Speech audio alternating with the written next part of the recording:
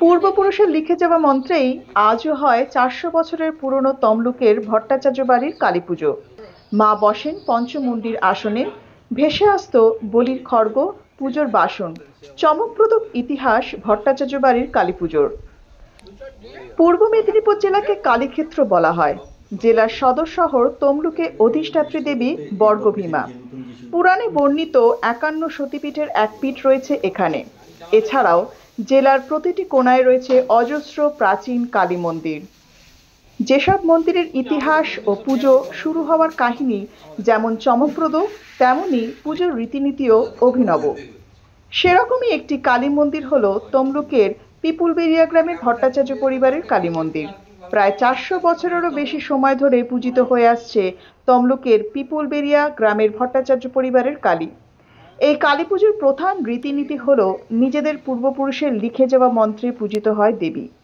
পুজোর কারণে বলি প্রথা আজও বর্তমান। পুজো হয় ষোড়শী উপাচার মেনে। অমাবস্যার রাতে মাকে অলঙ্কারে সাজিয়ে শুরু হয় পুজো। সূর্য ওঠার আগেই পুজো সমাপন হয় প্রাচীন রীতি মেনে এবং দেবীর বিসর্জন হয়ে যায়। পুজোর রাতে ২০ সের চালের ভোগ না দিলে পুজো সম্পন্ন হয় না। ভোগ রান্নার জন্য ব্যবহৃত হয় কালীপুকুরের জল। ভট্টাচার্য পরিবারের এই পুজোর অপর একটি বৈশিষ্ট্য হল মায়ের পুজোর ঘটে থাকে পঞ্চপল্লব। ঘটে থাকে আম পাতা, সঙ্গে দেবীর অষ্টধাতুর মূর্তি। পরিবারের সদস্যদের কথা অনুযায়ী আগে কালীপুকুরে বাসন ভেসে উঠত পুজোর আগের দিন রাতে। বলির খড়গ ভেসে বেড়াতো কালীপুকুরে। বলির আগেই ফিরে আসতো।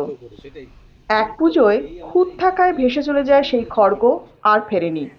সেই পুজোতেই নাকি বাসনও আর ভেসে ওঠেনি।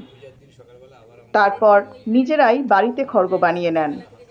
একবার পুজোয় ব্যয়ভার বহন করতে সক্ষম না হওয়ায় পুজো বন্ধ করার সিদ্ধান্ত নেওয়া হয়েছিল, কিন্তু সেই রাতেই দেবী স্বপ্নাদেশ দেন এবং সে বছরও পুজো হয়। তারপর পুজো বন্ধের কথা ভাবা হয়নি।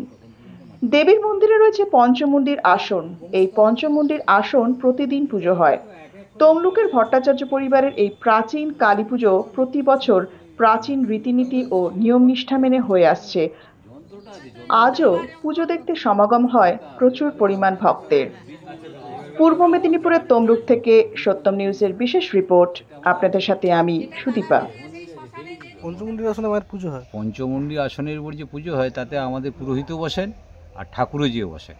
দুজনে একসঙ্গে বসে যতক্ষণ না আমাদের যন্ত্র এখানে পঞ্চমুণ্ডি আসনে বসছে ততক্ষণ আমাদের মাটির মূর্তি পুজো হয়। এই পঞ্চমুণ্ডির আসনে বসেই তো বামা খেপারা তপস্যা করতে।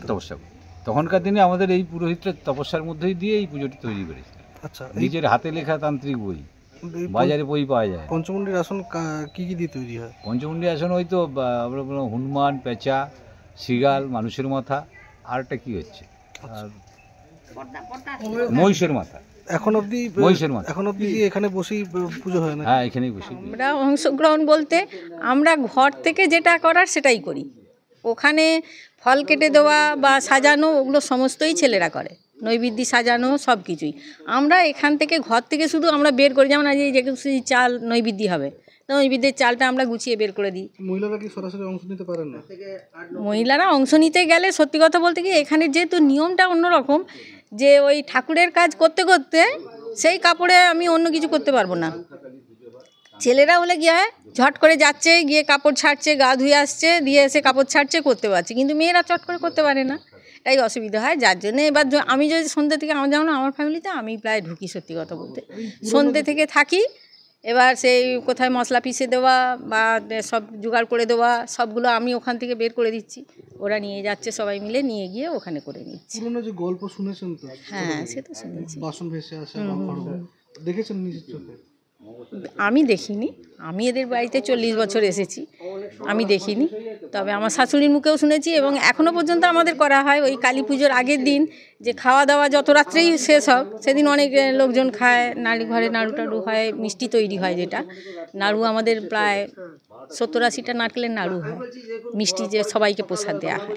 এবার সেই সব যে হয় লোক দিয়ে, বাইরে লোক দিয়ে তো হয়, এবার সবাই খায় দুবেলা। খাওয়া দাওয়ার পর এবার শুতে শুতে রাতবেলা হয়ে যাচ্ছে, রাত্রি হচ্ছে 10টা সাড়ে 10টা, কিন্তু তখনও আমাদের ওই ঘাট পরিষ্কার করে রেখে আসতে হয়। ঘাটে যেন কোনো শোক না উঠুক না উঠুক, আমাদের এই নিয়মটা এখনও চলে এসেছে যে মায়ের একটা কিছু আশীর্বাদ থাকে। এটা আমাদের একটা, এবার মায়ের পুজোয় কোনো খুঁত হলে যে আমাদের পরে ক্ষতি হবে এইটা আমাদের মাথাতে থাকে সারাক্ষণই। এরকম হয়েছে আগে? অনেকে ভুগেছে, কষ্ট পেয়েছে। এখন যেটা হয় সত্যি কথা বলতে কি, মায়ের পুজোয় যদি কিছু গন্ডগোল হয়, কিছু অনুষ্ঠান হয়, আমরা জানি যে আমাদের কিছু একটা ক্ষতি হতে পারে। এইটা আমাদের মধ্যে একটা ধারণা একটা জন্মে গেছে। আপনার নাম? আমার নাম তপতী ভাট। এটা আনুমানিক 300 বছর পেরিয়ে গেছে। আর মূর্তিটা হয় দক্ষিণাকালীর মূর্তি আর রক্ষাকালীর পূজা হয়।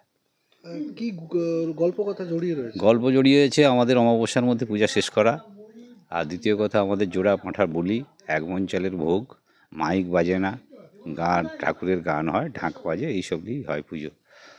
এই যে আপনারা বললেন নপুরুষের পুরনো পুজো, হ্যাঁ। কি কি গল্প কথা জড়িয়ে? গল্প যে আমাদের এখানে একজন পণ্ডিত ছিলেন, তিনি সরকার অধিকৃত টোল ছিল, তিনি সংস্কৃত পড়াতেন, তিনি এইখানে পুজোর উদ্যোক্তা এবং তিনি এইখানে প্রতিষ্ঠা করেছিলেন। তিনার নাম ছিল নারায়ণচন্দ্র ভট্টাচার্য। ওটা কত বছর আগে প্রায়? এটা ওই তো 300 বছর, আর 300 পেরিয়ে গেছে তো। তিনারই প্রতিষ্ঠাতা। এখানে বাসন ভেসে আছে? বাসন বেশি বলতে আমাদের এখানে আগে কালী মন্দিরের যে পূজা হতো, তাতে সব পেতল কাঁসার যে বাসন থাকতো, সামনের পুকুরে আমাদের ডোবানো থাকতো। পুজোর দিন সকালবেলা সেই বাসনগুলো আবার উঠে আসতো, এবং যে পাঁঠা বলি করা হতো, যে হাঁড়িঘাট, সেই হাঁড়িঘাটকেও আমরা জলে ভাসিয়ে দিতাম, সেই জল থাকতো, আবার পরের দিন সকালবেলা ঠিক পৌঁছে যেত। এইরকম আমাদের পুরনো ইতিহাস আছে।